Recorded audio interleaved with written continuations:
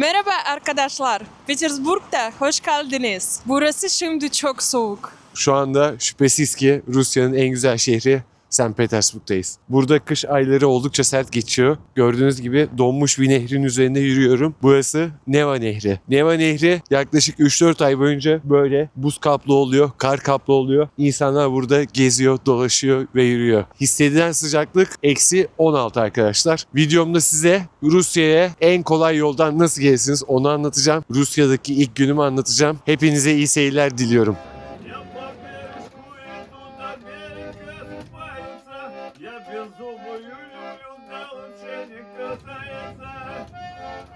Rusya'yı seviyor musun? Tabii ki. Seviyorum.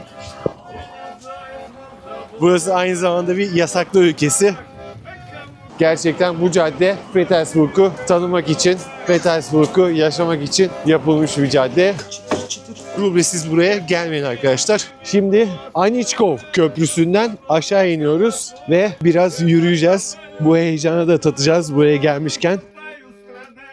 Buz kırıldığı anda direkt sudayım arkadaşlar. Görmeye, gezinmeye değer bir şehir ama gezmesi kolay bir şehir değil arkadaşlar. Now Russia also pahalı. Yani bir bakmışsınız ülkeye bile alınmazsınız. Hiç belli olmaz arkadaşlar.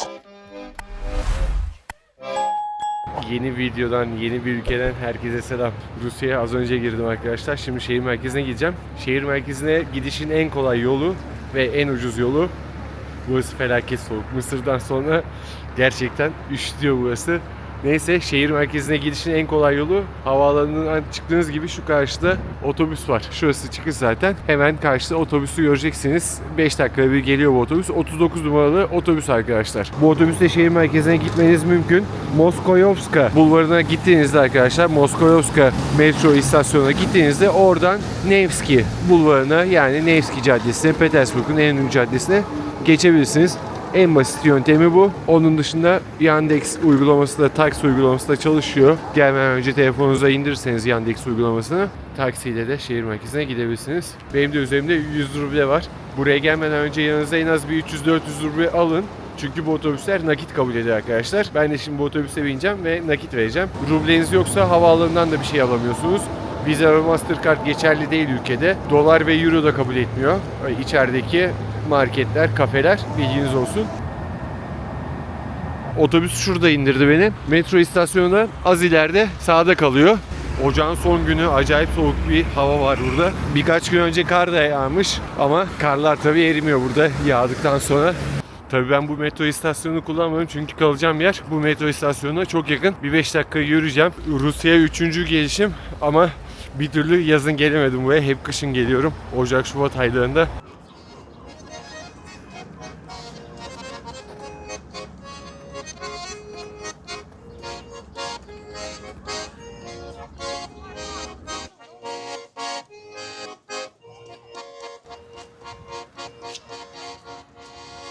Şehir yüzlerce adanın üzerine kurulmuş, nehirler ve kanallarla dolu 400'den fazla köprü bulunuyor. Bu köprülerin bazıları gece açılıp kapanıyor gemiler geçsin diye. Yazın ise en çarpıcı özelliği buranın beyaz geceleri arkadaşlar. Haziran ve Temmuz aylarında hava neredeyse hiç kararmıyor. Gece yarısı bile sokaklar aydınlık. İnsanlar sabaha kadar dışarıda oturuyor. Ama şu an kış ayındayız. Tabii böyle bir şey mümkün değil. Kışın gündüz hareketli oluyor tabii bu caddeler. Şu anda buranın en ünlü mimarlarından bir tanesindeyiz. Kanlı Kilise arkadaşlar. Birkaç sene önce geldiğimde bu kilise hakkında genel bilgileri verdim. Şu anda eşim Vera ile yürüyüşe çıktık. Merhaba. Ve bu kiliseyi biraz ziyaret ettikten sonra birazdan Nevski Caddesi'ne çıkacağız. Size buranın en ünlü caddesini göstereceğim. E-vize hakkında bilgi vereceğim arkadaşlar. 2026 yılında en kolay Rusya'ya nasıl gelirsiniz onu anlatacağım. Gerçekten artık Rusya'ya gelmek çok kolay. Çünkü e-vize sayesinde evinizden vizenizi alabiliyorsunuz. Bunun ayrıntılarını veriyor olacağım.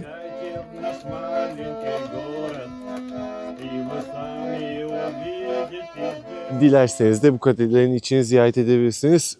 Katedralin içi de böyle gözüküyor.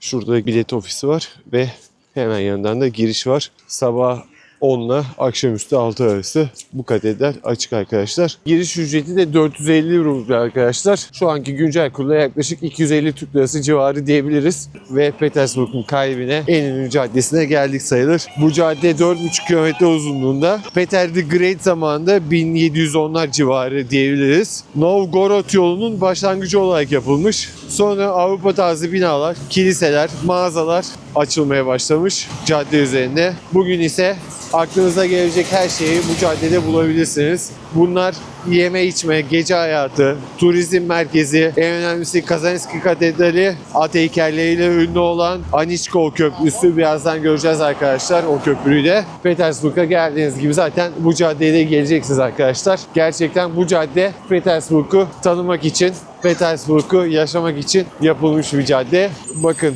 6 şeritli bir yol, geniş kaldırımlar ve neredeyse gün her saati dolu dolu insanlar.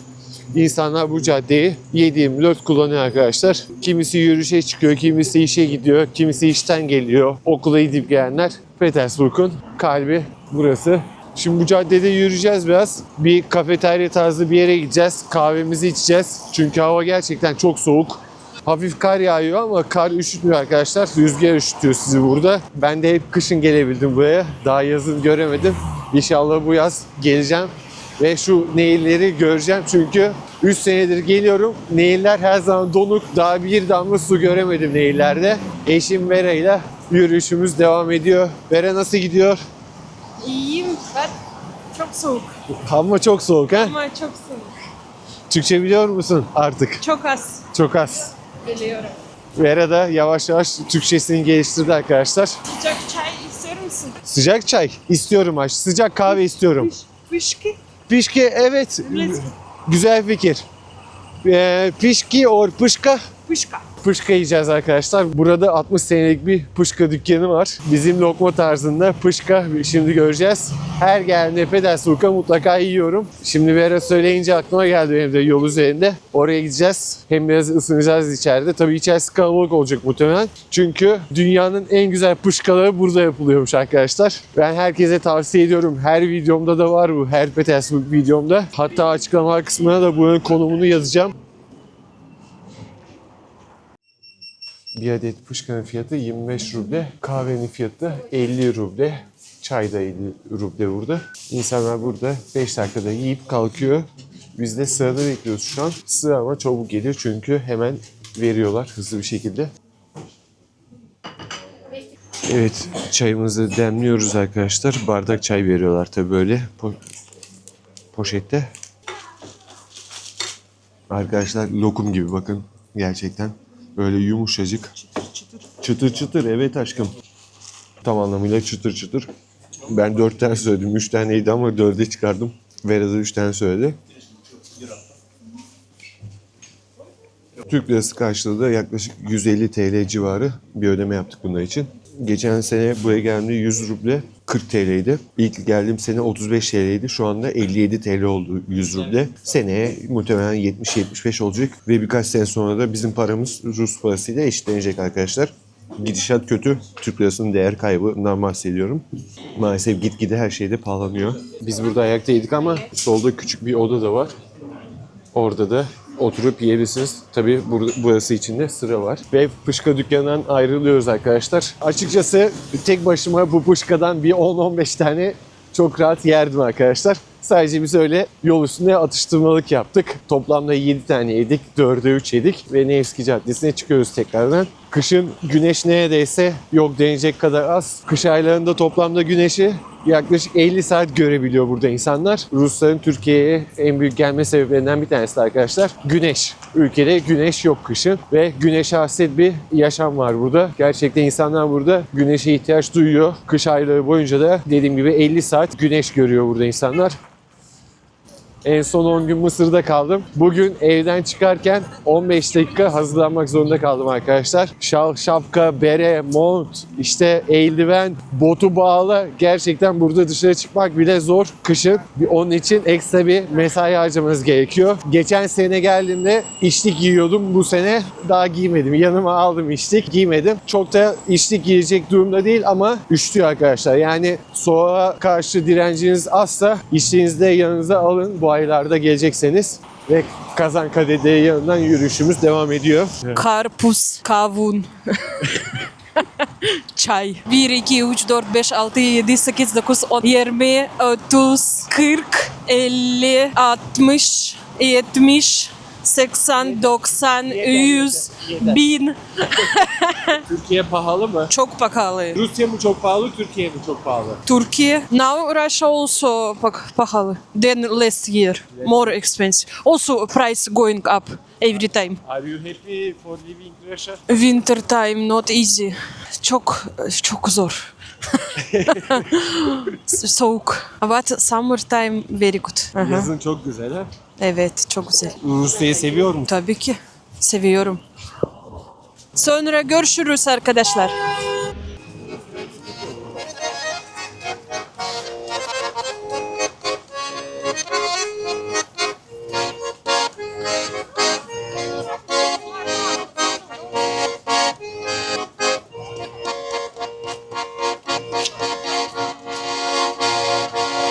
Ve size şimdi Rusya e-vize hakkında bilgi vereceğim arkadaşlar. Rusya e-vize almak gerçekten çok kolay. Google'a Rusya e-vize yazdığınızda ilk çıkan Rus sitesine girmeniz gerekiyor. Rusça bir site ama İngilizce seçeneği var. Oradan İngilizce seçeneği seçiyorsunuz. İngilizceniz de zayıfsa şöyle bir seçenek var. Chrome üzerinden çeviri yapabilirsiniz arkadaşlar. Türkçe'ye çevirebilirsiniz sayfayı ve vize başvuru kısmı var. Oradan vize başvuru kısmına girdiğinizde ilk yapmanız gereken şey biyometrik fotoğrafı yüklemek olacak. Daha sonra pasaportunuzu yüklemeniz gerekiyor ve daha sonra açılan pencerelerde size birçok soru yöneltiyor Rus sitesi e-vize için. Bu soruların bir kısmını şöyle özetleyebilirim. Yaptığınız işten tutun da annenizin adına, baba adına, soyadına, Rusya'ya neden gittiğinize, daha sonra ne iş yaptığınıza, iş yerinizin adresine, ev adresinize kadar birçok soru soruyor. Bunları doldurmak çok zor değil ama soru sayısı fazla. Yaklaşık yani hiç bilmeyen bir insan yarım saat içinde bu formu doldurabilir arkadaşlar. Zaten her sayfayı size defalarca kontrol ettiriyor onaylama kısmına gelmeden önce. Daha sonra da kredi kartı bilginizi giriyorsunuz ve bu vizeyi satın alabiliyorsunuz. Kredi kartı bilginizi girdiğinizde bankanızdan onay mesajı geliyor. Avustralya doları olarak ödemesi çıkıyor. Dolar çıkmıyor. Bu sizi korkutmasın. Ödeme kısmında AUD olarak para çekiliyor. Ama dolar karşılığı ben bunu bir hafta önce aldım.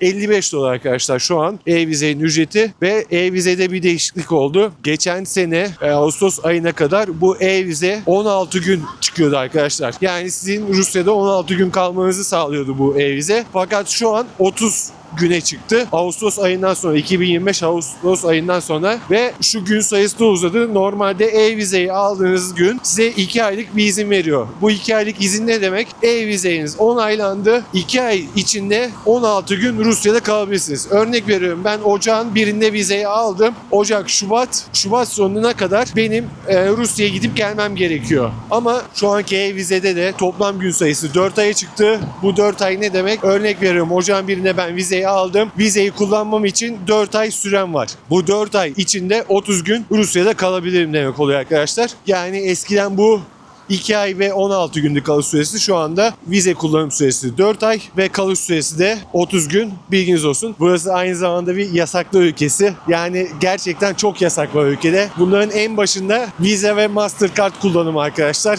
En çok sıkıntı çekilen noktalardan bir tanesi bu. Türk kartları burada geçmiyor. Hiçbir şekilde kullanamıyorsunuz Türk kartlarını. Onun dışında internette büyük sıkıntı var. İnternet artık geçen sene mesela internet aldığımda ben buradan kolay bir şekilde almıştım. Eşim evet bana çok çok büyük kolaylık sağlıyor ama bir turist olarak geldiğimde de internetimi alırken kısa bir süre içerisinde pasaportumu verip çıkmıştı. Şimdi bu işlem süresi uzamış arkadaşlar. Artık sim kartı almak kolay değilmiş. Bilginiz olsun. Birçok turist de bu sıkıntıyı yaşamış. Ben bunu internetten de araştırdım ve şu an ben bile sim kart alamadım çünkü o işe girmek istemedik. Uzun bir iş. Sim kart sıkıntısı var ülkede. Herkese önüne gelene sim kart vermiyorlar artık. Başka neler yasak var? Instagram, Facebook, Twitter, YouTube. Hepsi yasak arkadaşlar. İnternetiniz olsa dahi giremiyorsunuz. VPN'le girebilirsiniz ama VPN'lerde reklamsız VPN yok. Düzgün çalışan VPN yok. Şu anda ben Not VPN diye bir şey kullanıyorum. Bir reklam izlemek zorunda kalıyorum ve sıkıntılı arkadaşlar. Güvenlik açısından sıkıntılı bir süreç. Gerçekten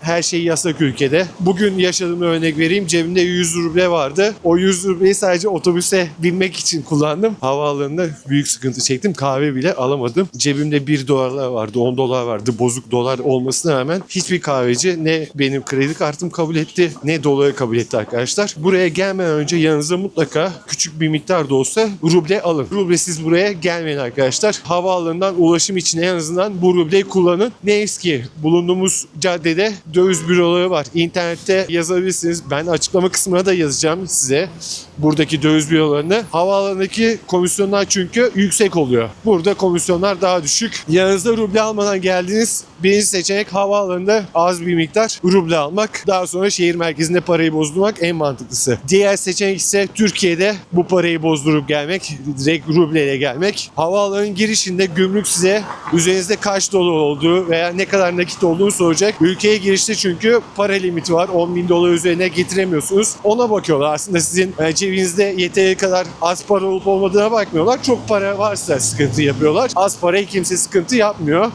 Bunun dışında dolarlar yeni banknot olacak. Kesinlikle eski banknotları kabul etmiyorlar. Başka ne söyleyebilirim? Ülkede gerçekten ciddi sıkıntılar var bu konuda. Yani e-vize almak kolay ama gezi yapmak kolay değil arkadaşlar. Ülkedeki herhangi bir kafeteryada ya da satış mağazasında İngilizce bilen sayısı az. Bu da bir sıkıntı. Bilginiz olsun. Yani buraya gelmeden önce iyice araştırın, planınızı yapın ve öyle gelin. Ben elimden geldikçe size gördüklerimi, yaşadıklarımı aktarıyor olacağım Rusya gezimde. Kanalımda da ayrıca birçok Rusya videosu var. Onlara da mutlaka göz atın. Harcamalar konusunda, gezecek yerler konusunda özellikle Petersburg'da bulundum ben en çok. Petersburg görmeye, gezinmeye değer bir şehir ama gezmesi kolay bir şehir değil arkadaşlar. Bunun dışında başka neler yasak ülkede? Yani aslında yasak demeyelim ama burada insanların yapmadığı şeyler var arkadaşlar. Mesela bu cadde üzerinde Türkiye'deki gibi ağzınızda sigara povur povur gezemezsiniz. Bunu kimse yapmıyor arkadaşlar. Şurada kenarlarda, yol kenarlarında küçük çöpler var. Onların yanında sigarasını içiyor. Yürümeye öyle devam ediyor. Trafik kuralları çok sıkı. Yaya geçidinde herkes size yol veriyor. Bu çok güzel bir şey. Adımını attığınız gibi direkt adam duruyor. Kurallara uyuluyor arkadaşlar. Her yerde güvenlik var. Tüm metro istasyonlarında çok güvenlik var. Güvenli bir ülke. Savaşta olmasına rağmen gayet güven hissi veriyor. O konuda hiçbir şüpheniz olmasın. Ya işte bu ülke savaşta sen nasıl geziyorsun ya da biz nasıl geziyorsun diye bir şey düşünmeyin. Sadece prosedürleri uyguluyorlar üst seviyede. Havaalanı girişinde size sorular soracaktır. Yanınıza mutlaka otel rezervasyonunuzu alın arkadaşlar. Çıktısını, dönüş biletinizin çıktısını alın. Gidiş ve dönüş biletinizin çıktısını ve e-vizenizin çıktısını alın. Bunlar size çok büyük kolaylık sağlayacak. Çünkü havaalanındaki internet de çalışmıyor. Bugün ben denedim. Havaalanındaki internet bana Rus sim kartını sordu. Öyle giriş yapabilirsin dedi internette. Tabii Rus sim kartım olmadığı için de interneti kullanamadım. Bu da bir sıkıntı. Buna da hazırlıklı olun. Dediğim gibi havaalanı girişinde evraklarınızı hazırda tutun. Çünkü gümrük polisi de bizim ülkemizdeki kadar yumuşak ve güler yüzlü olmuyor burada. Gayet sert sorular soruyor ve ciddi sorular soruyorlar size. Yani bir bakmışsınız ülkeye bile alınmazsınız. Hiç belli olmaz arkadaşlar. Bunları yaşayanları duydum ben. Buranın en güzel köprüsüne adım attık. An itibariyle en çok fotoğraf çekilen köprüsü arkadaşlar. Elimden geldikçe size bildiklerimi anlatmaya çalıştım. Turkish tatlı. Burada da bir Türk kahvesi. Geçen sene de bu gözüme çarpmıştı. Şurada satıyorlar arkadaşlar. Pişmaniye, helva, hediyelik eşya dükkanı. İçeri bir bakalım neler varmış. Bakın burada Türk çayları, Türk kahvesi. Küçük bir Türkiye burası aslında. Bakın aktar tarzı ülkemizdeki her şey var arkadaşlar. Çaylar, oraletler, jelibonlar, lokumlar. İçeride çok güzel bir beyefendi vardı. Onunla bayağı muhabbet ettik kamerayı kapattıktan sonra. Bize çay ikram etti. Nane limon çayı. Bizim Türk çayından arkadaşlar. Aynısını Kapalı Çarşı'da da içmiştim. Mükemmel bir tadı var. Serinletici, ferahlatıcı aynı zamanda ve sıcacık. Şimdi Aniçkov Köprüsü'nden aşağı iniyoruz. Ve biraz yürüyeceğiz. Bu heyecanı da tatacağız buraya gelmişken. Sen de kendine iyi bak. Evet, biraz da tehlikeli aslında. Her yer buz. Yazın bu nehirde insanlar kayıkla şehri gezerken kışın da böyle yürüyerek gezebiliyor. Herhangi bir yasak falan da yok. Çok rahat bir şekilde girebiliyorsunuz. İnsanlar bakın ileride de yürüyorlar. Köprünün altından da geçeceğiz ve nehirden çıkacağız arkadaşlar. Birçok insan da yürüyor burada. Köprünün altında buz. Hafiften bir çatırdama yaşadım az önce. Çat çat ses geldi. Hemen kaçtım oradan. Buz kırıldığı anda direkt sudayım arkadaşlar. Ama tabii bu buz da kırılacak gibi değil çünkü çok kalın bir buz.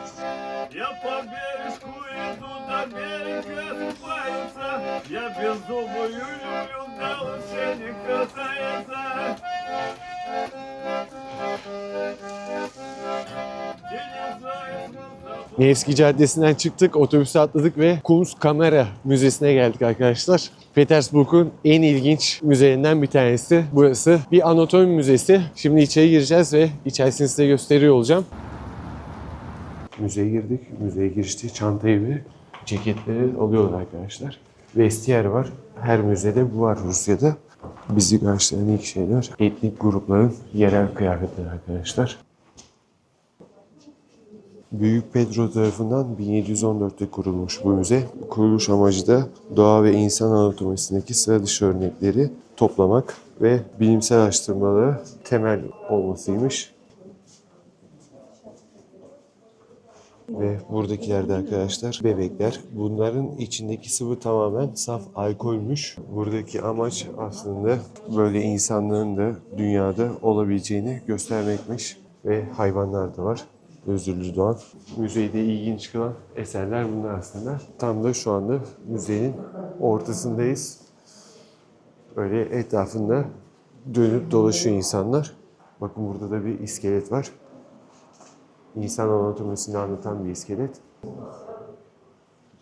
Ve diğer tarafta da dünyanın farklı kesimlerinde yaşayan insanların yaşam tarzını anlatan kıyafetler, araçlar, gereçler, müzik aletleri, kullandığı takılardan kadar, muskalardan kadar her şey var arkadaşlar. Müzenin ismi Kunstkamera, Almanca kökenli bir isim. Tuhaflıklar Kabinesi ya da Sanat Odası olarak geçiyor kelime anlamı. Burası 1714'te Deli Pedro tarafından kuruluyor.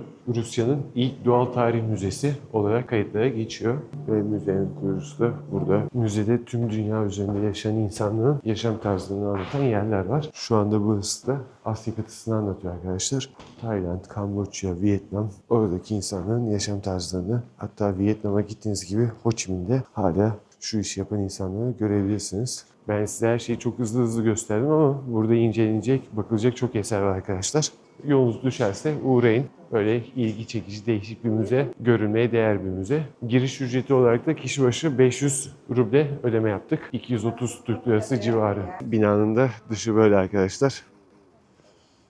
Ve böylece bir videonun daha sonuna geldik. Elimden geldikçe size özellikle e-vize hakkında bilgi vermeye çalıştım. Rusya'daki ilk günüm böyle geçti. Bir sonraki günlerde de video yayınlamaya devam edeceğim. Beni izlediğiniz için teşekkür ederim. Kendinize iyi bakın. Hoşça kalın. Bye bye.